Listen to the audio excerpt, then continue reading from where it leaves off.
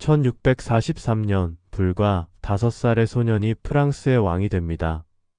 루이 14세. 그는 훗날 태양왕이라 불리게 되죠. 하지만 그의 어린 시절은 결코 화려하지 않았습니다. 파리. 이 도시의 이름을 들으면 무엇이 떠오르시나요?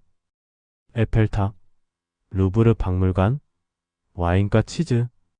하지만 이 도시의 땅 밑에는 여러분이 상상하기 힘든 이야기들이 묻혀 있습니다. 프롱드의 난이라 불리는 귀족들의 반란 때 어린 왕은 궁전에서 쫓겨나 도망쳐야 했습니다. 한밤중에 잠에서 깨어 황급히 도망치던 그 순간 소년의 마음속에는 한 가지 결심이 새겨집니다. 다시는 이런 굴욕을 당하지 않겠다. 성인이 된 루이 14세는 무서울 정도로 치밀한 계획을 실행합니다. 그는 귀족들을 베르사유 궁전이라는 황금 세장에 가둡니다. 아침에 왕이 일어나는 것부터 밤에 잠자리에 드는 것까지 모든 것이 화려한 의식이 됩니다. 귀족들은 왕의 옷을 입혀드리는 영광, 왕의 촛불을 들어드리는 영예를 얻기 위해 경쟁합니다. 웃기지 않나요? 하지만 이것이 루이 14세의 천재성이었습니다. 귀족들이 자신의 영지에서 권력을 키우는 대신 궁전에서 누가 더 왕의 사랑을 받는지 경쟁하게 만든 것입니다. 베르사유 궁전. 거울의 방, 화려한 정원, 금박으로 장식된 천장. 하지만 이 아름다움 뒤에는 충격적인 진실이 숨어 있었습니다. 궁전에는 화장실이 거의 없었습니다. 귀족들은 궁전 구석이나 정원 뒤편에서 보리를 봤죠. 여성들의 화려한 치마는 사실 이동식 화장실이나 마찬가지였습니다. 향수 문화가 발달한 이유도 바로 이 악취를 가리기 위해서였습니다. 루이 14세는 72년을 통치하며 프랑스를 유럽 최강국으로 만들었습니다. 하지만 그 영광의 대가는 무엇이었을까요? 끝없는 전쟁, 막대한 빚, 그리고 점점 더 무거워지는 백성들의 짐이었습니다. 태양왕이 1715년 사망했을 때 그의 손자 루이 15세가 왕위를 물려받습니다. 하지만 이제 태양은 서서히 지고 있었습니다. 18세기 프랑스는 모순의 시대였습니다. 커트로는 여전히 화려했지만 그 화려함 아래서 무언가가 썩어가고 있었습니다. 이때 등장한 사람들이 있습니다. 볼테르, 루소, 티드로. 이들은 펜으로 세상을 바꾸려 한 사람들이었습니다. 볼테르는 교회와 귀족의 위선을 신랄하게 비판했습니다. 당신의 의견에는 동의하지 않지만 당신이 그것을 말할 권리는 목숨 걸고 지키겠다는 그의 말은 표현의 자유라는 개념을 프랑스에 심었습니다. 루소는 더 급진적이었습니다. 그는 사회계 양론에서 이렇게 선언합니다. 인간은 자유롭게 태어났지만 어디에서나 사슬에 묶여 있다. 그리고 가장 위험한 질문을 던집니다. 왕의 권력은 어디서 오는가? 신이 준 것인가? 아니면 국민이 위임한 것인가? 이 질문은 씨앗이 되어 프랑스 사회 곳곳에 퍼져나갔습니다. 카페에서, 살롱에서, 책방에서 사람들은 금지된 책들을 몰래 읽으며 토론했습니다. 1774년 20살의 루이 16세가 왕위에 오릅니다. 그는 할아버지나 증조할아버지와는 달랐습니다.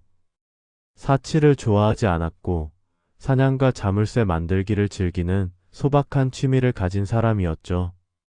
문제는 그가 너무 착했다는 것입니다. 아이러니하지 않나요?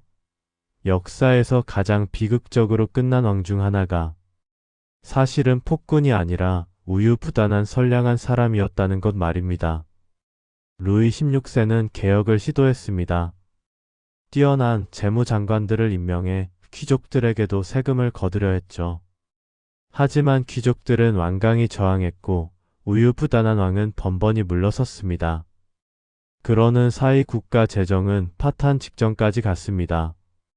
미국 독립전쟁을 지원하느라 쏟아부은 돈도 문제였지만 진짜 문제는 구조적이었습니다. 돈을 가진 사람들은 세금을 안 내고 가난한 사람들만 세금을 냈으니까요. 1780년대 중반 이상기후가 찾아옵니다.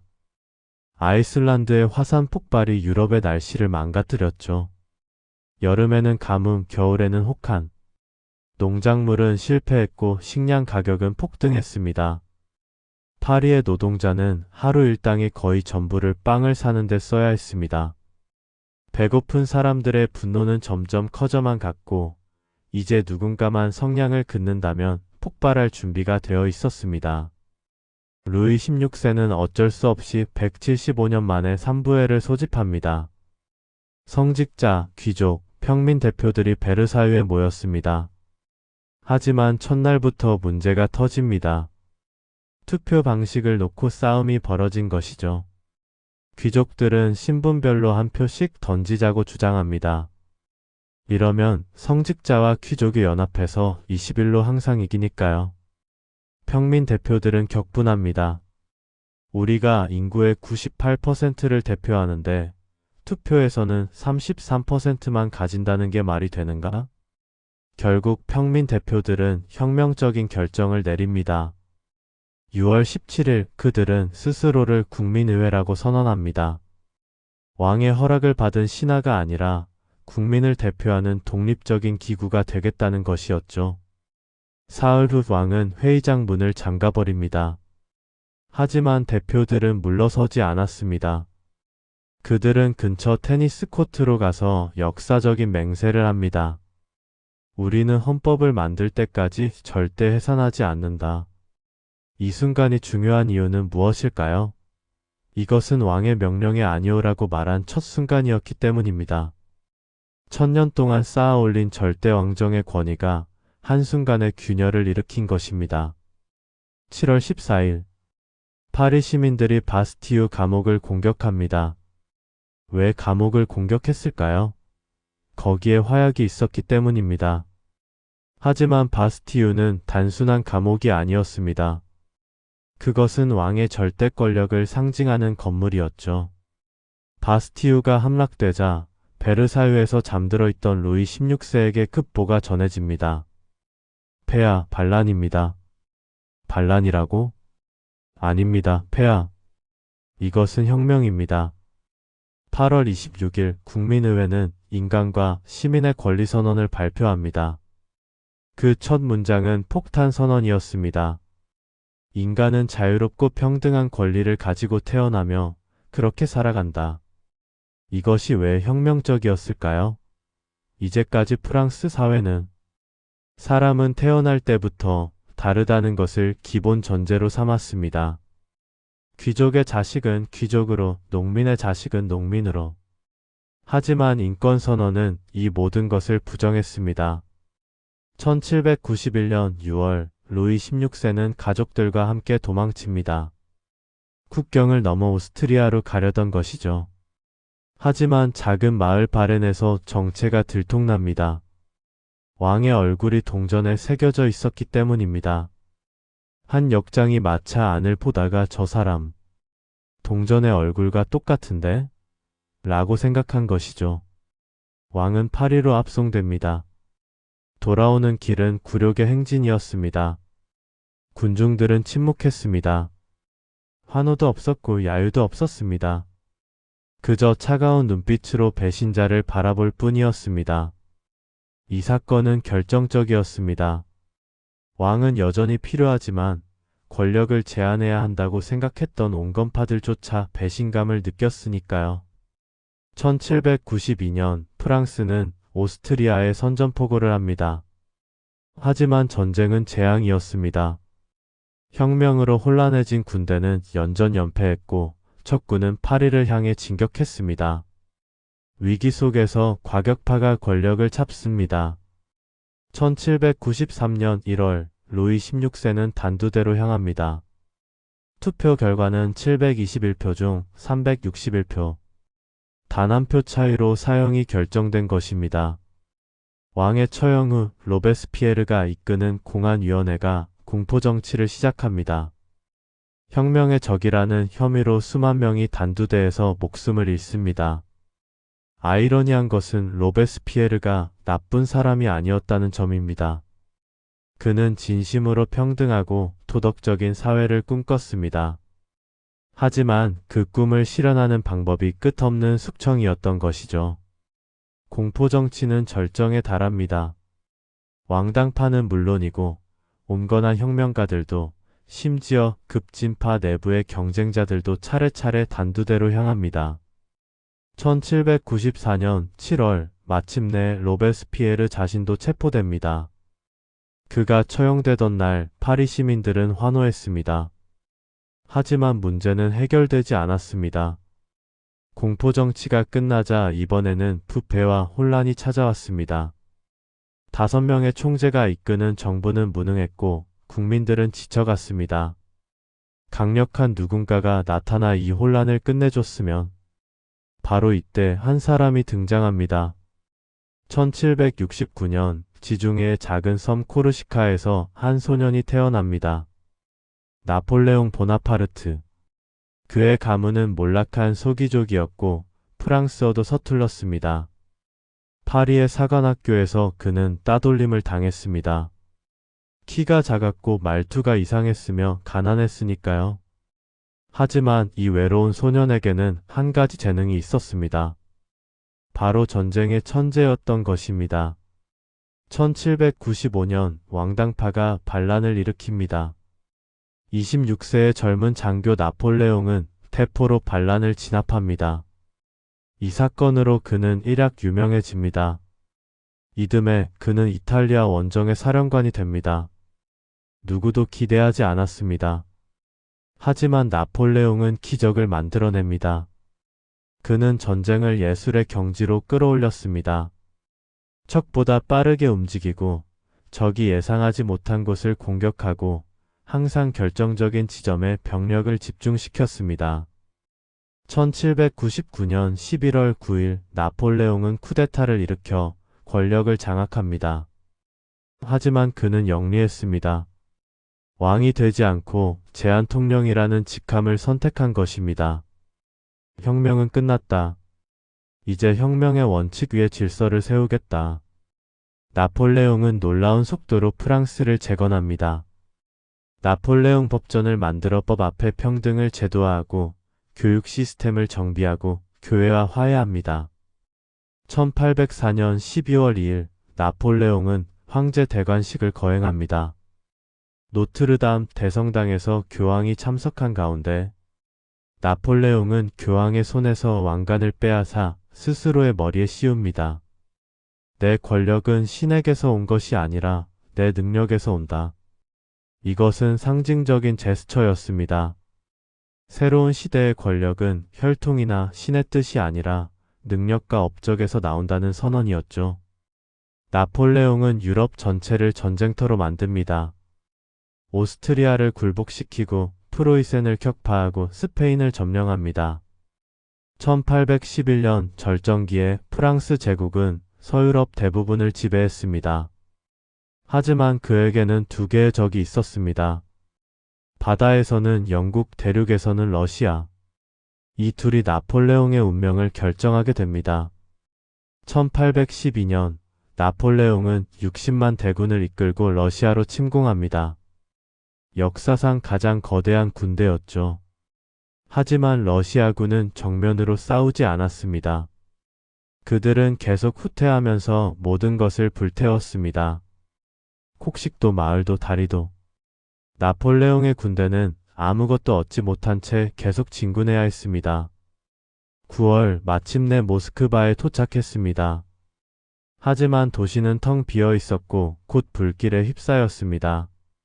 러시아인들이 자신들의 수도를 불태워버린 것입니다. 나폴레옹은 어쩔 수 없이 후퇴를 명령합니다. 하지만 이미 겨울이 시작되고 있었습니다. 러시아의 겨울은 나폴레옹의 군대보다 강했습니다. 60만 대군 중 살아서 돌아온 것은 불과 1만 명뿐이었습니다. 유럽 전체가 프랑스의 등을 돌렸습니다. 1814년 나폴레옹은 퇴위하고 엘바라는 작은 섬으로 추방됩니다. 하지만 그는 10개월 만에 탈출합니다. 1815년 3월 나폴레옹이 프랑스에 상륙했다는 소식이 전해지자 파리는 술렁입니다. 루이 18세는 군대를 보냅니다. 저 역적을 체포하라. 하지만 나폴레옹은 홀로 군대를 향해 걸어갑니다. 그리고 외칩니다. 나를 쏘고 싶은 자는 쏘아라. 그 순간 병사들은 총을 버리고 황제 만세를 외치며 그에게 달려갑니다. 이것이 바로 백일천하의 시작입니다. 1815년 6월 18일 벨기에의 워털루 평원에서 나폴레옹은 마지막 전투를 치릅니다. 영국의 웰링턴 공작과 프로이센의 블리어가 이끄는 연합군이 상대였습니다. 전투는 아침부터 저녁까지 이어졌습니다. 한때 나폴레옹이 승리할 뻔했지만 저녁 무렵 프로이센 원군이 도착하면서 전세가 역전됩니다. 나폴레옹은 패배를 인정하고 파리로 돌아갑니다. 이번에는 더 이상 기회가 없었습니다. 그는 남대서양의 외딴 섬 세인트 헬레나로 유배됩니다. 세인트 헬레나. 아프리카 서쪽 1800km 떨어진 이 작은 섬에서 나폴레옹은 마지막 6년을 보냅니다. 한때 유럽을 호령하던 황제는 이제 좁은 칩에 갇혀 회고록을 쓰며 시간을 보냅니다. 그는 자신의 업적을 정당화하고 패배를 변명하고 언젠가 역사가 자신을 올바르게 평가해 줄 것이라 믿었습니다. 1821년 5월 5일 나폴레옹은 51세의 나이로 사망합니다. 사인은 아마도 위암이었을 것입니다. 하지만 일부는 영국인들이 피소로 독살했다고 주장하기도 합니다. 나폴레옹이 죽은 후 프랑스에는 다시 왕정이 복구됩니다. 혁명은 실패한 것일까요? 아닙니다. 겉으로는 왕이 돌아왔지만 프랑스는 더 이상 1789년 이전의 프랑스가 아니었습니다. 신분제는 폐지되었고 법 앞에 평등이 제도화되었으며 무엇보다 사람들의 마음속에 자유와 평등의 씨앗이 뿌리 내렸습니다. 1830년 다시 혁명이 일어납니다. 1848년에도 혁명이 일어납니다. 프랑스는 19세기 내내 혁명과 반혁명, 공화국과 제국을 오갔습니다. 프랑스 혁명의 진짜 의미는 무엇일까요? 그것은 역사의 주인공은 왕이나 귀족이 아니라 평범한 사람들이라는 것을 보여준 최초의 사건이었습니다. 미국 독립혁명이 먼저였지만 프랑스 혁명은 더 급진적이고 더 보편적이었습니다. 모든 인간은 평등하다는 선언은 유럽 전체로, 나아가 전 세계로 퍼져나갔습니다. 우리가 오늘날 당연하게 여기는 민주주의, 인권, 법치주의. 이 모든 것의 뿌리에는 200년 전 파리의 거리에서 자유, 평등, 박애를 외치던 사람들이 있습니다. 혁명은 끝났지만 혁명의 정신은 여전히 살아있습니다. 그리고 아마도 영원히 살아있을 것입니다. 오늘 우리는 프랑스의 가장 격동적인 시대를 여행했습니다. 태양왕의 찬란한 시대부터 혁명의 혼란, 그리고 나폴레옹의 영광과 몰락까지. 이 이야기가 우리에게 주는 교훈은 무엇일까요? 지금까지 긴 영상 들어주셔서 감사합니다. 다음 이야기가 궁금하시다면 좋아요, 구독 부탁드리겠습니다. 그럼 오늘도 평안한 하루 보내세요.